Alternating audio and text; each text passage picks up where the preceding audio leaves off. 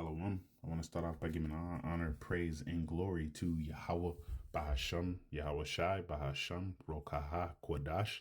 Peace and blessings to the hopeful elect, and double honors to the elders, prophets, and teachers of GMS who rule well.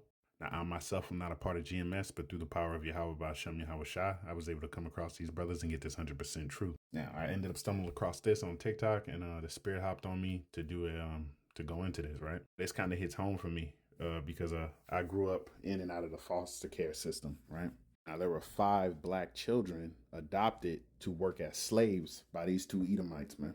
And I'm not surprised by this at all, man. It's just Esau being Esau. These are the same people who fed our little ones to alligators so that they can catch alligators. And this all goes back to the curses, man. This is the book of Deuteronomy, chapter 28, verse 50. A nation of fierce countenance, which shall not regard the person of old, nor shew favor to the young.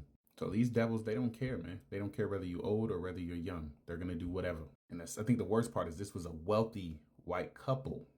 And then these devils got the nerve to say allegedly, like they don't have the proof. Wealthy white couple allegedly kept their black adopted children as slaves, locked them in a barn. Right. All right. And we drop down to the bottom. A wealthy white West Virginia couple forced their adopted black children to work as slaves and slept in a barn, according to disturbing charges. And look at their ages, man. 63 and 62. So they probably have grandchildren of their own, and they had no mercy. All right, this is the book of Amos, chapter 1, verse 11. Thus saith Yahweh, for 3 transgressions of Edom, and for 4, I will not turn away the punishment thereof, because he did pursue his brother with the sword, and did cast off all pity. Right? Because they couldn't have had any pity on these children, man. And his anger did tear perpetually, and he kept his wrath forever. Right? That means his children too, man. That means even today, man, that same anger is still present, whether you believe it or not. And these are the 2 right here, man. And these motherfuckers pleaded not guilty for over a dozen charges. And like I said before, speaking from experience, man, I've been in the foster care system. It's corrupt.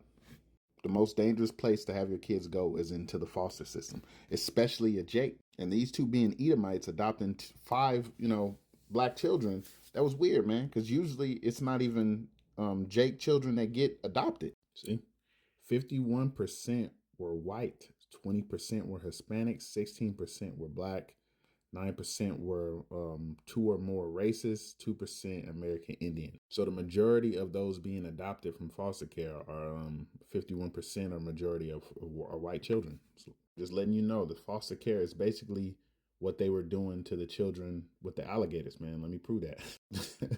States lose track of thousands of foster children each year.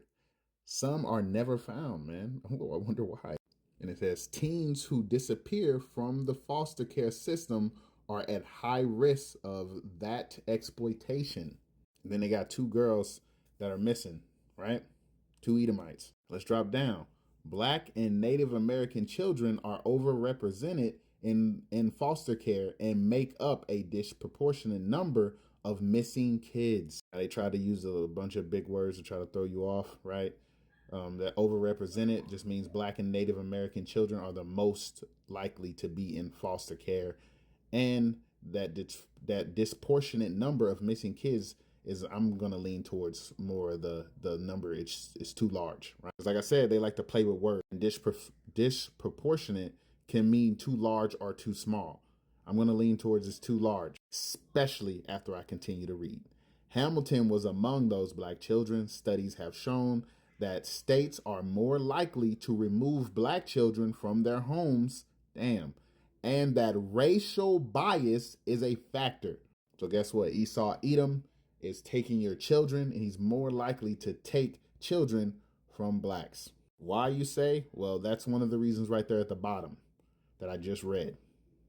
And I find it funny that Blacks and Native Americans make up a majority of the number, yet the only 2 people they have up here are 2 Edomites. And who's leading the game at putting their kids up for adoption and putting them into foster care? The single mother, man. Get mad, it is what it is. And I blame their mothers. Because what we have is an epidemic of women who were never taught what they were supposed to be doing, man. This is the book of Titus, chapter 2, verse 3. The aged woman likewise, that they be in behavior as becometh holiness, not false accusers. Oh, my baby daddy ain't shit. All the false accusations of men putting their hands on you and you're lying and you know you're lying. Or you'll tell a half truth. Oh, yeah, he put his hands on me. Yeah, he knocked your ass out. But did you tell him that you hit this man with a damn baseball bat? Or you slap this man like 70 times upside the back of his damn head? Not given to much wine, teachers of good things. That they may teach the young women to be sober. Not going out getting trashed. To love their husbands, to love their children, man. And these women's actions, they're showing that they don't love their children, right? Because what are they pushing? What are most women pushing? That soft parenting shit. What does the scripture say about that soft parenting shit? This is the book of Proverbs, chapter 13, verse 24. He that spareth his rod hateth his son, but he that loveth him chastiseth him betimes. Which means if you not whooping your kids' ass when they go off and they mess up, then you hate them. That's scripture, man. So according to scripture, a lot of you mothers, you hate your children. And guess what? Women are responsible for 80% of divorces, man. So that's how you're showing that you hate your husband.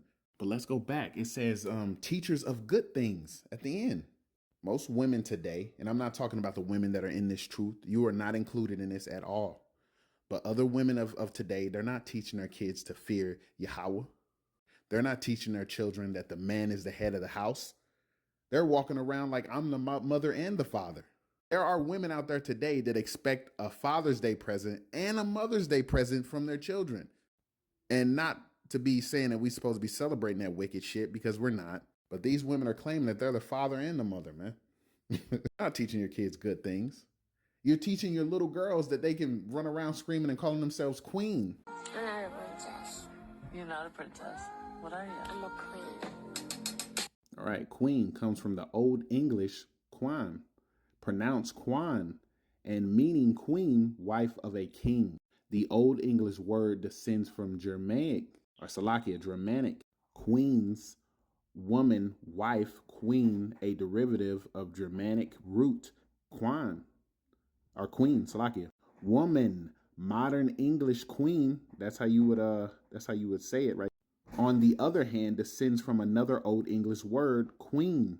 Going to that word, which means a disreputable woman or a prostitute, specifically a prostitute. So this is what you're letting your daughters call themselves, and this is what you're calling yourself.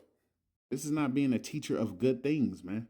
And like I said, women have become or have made themselves or are attempting to make themselves the head of the house versus the man.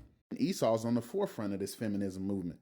But guess what? Yahweh is allowing it to happen, man. It's through him. It's the book of Jeremiah, chapter 31, verse 22. How long wilt thou go about, O thou backsliding daughter? For Yahweh hath created a new thing in the earth. A woman shall compass a man. But we need to get back that order, man, that proper order, which is what? This is the book of 1 Corinthians, chapter 11, verse 3. But I would have you know that the head of every man is Hamashiach, and the head of every woman is the man. And the head of Hamashiach is power, which is Yahweh, man. That means us men, we can't be walking around like simps hearkening to everything that our wives say, man. It's not to be a roaring lion in your house, but you got to put your foot down when they're going off. Then you need to teach your wife so your wife can have those good things to teach the children, so they're in order. Now, that's all I have for you at the time, Akim and Akwath. I pray that this was edifying. And with that, Shalom.